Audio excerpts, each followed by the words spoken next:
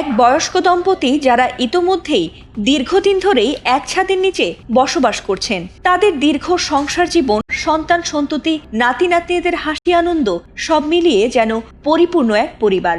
কিন্তু সেই সুখের সংসার মুহূর্তেই রূপ নিল মৃত্যুর মিছিলে।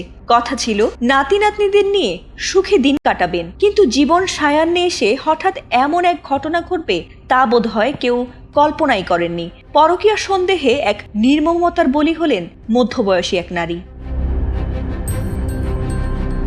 এবার পরকীয়া সন্দেহে স্ত্রীকে গলা কেটে হত্যা করেছেন এক স্বামী। এমন নৃশংস ঘটনাটি ঘটেছে ফরিদপুরের ভাটি লক্ষ্মীপুরে। বৃহস্পতিবার বেলা 11টার দিকে এই ভয়াবহ ঘটনাটি ঘটে।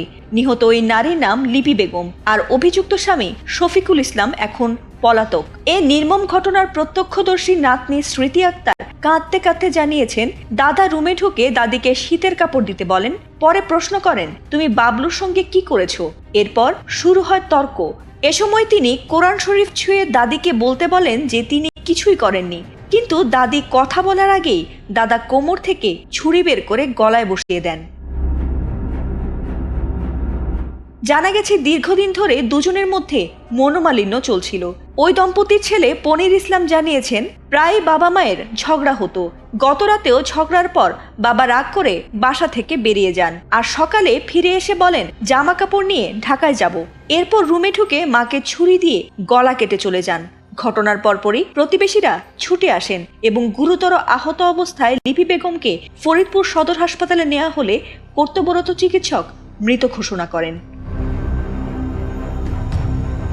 কোতোয়ালি থানার উপপরিদর্শক জাহাঙ্গীর আলম বলেন, এটি একটি নির্মম ঘটনা এবং অভিযুক্তকে ধরতে অভিযান চলছে, আর মামলা প্রক্রিয়াধীন। এমন নৃশংস ঘটনায় পুরো এলাকায় যেন নেমে এসেছে শোকের ছায়া। যে সংসারে ভালোবাসা, সন্তানের হাসি আনন্দ আর পারিবারিক বন্ধন ছিল জীবনের ভরসা, সেই ঘরই আজ রক্তে রঞ্জিত। জীবনের শেষ প্রহরে এসে এমন পরিণতি হবে তা হয়তো কেউই ভাবেননি, আর তা কখনোই কারোর ক্ষেত্রেই কাম্য নয়।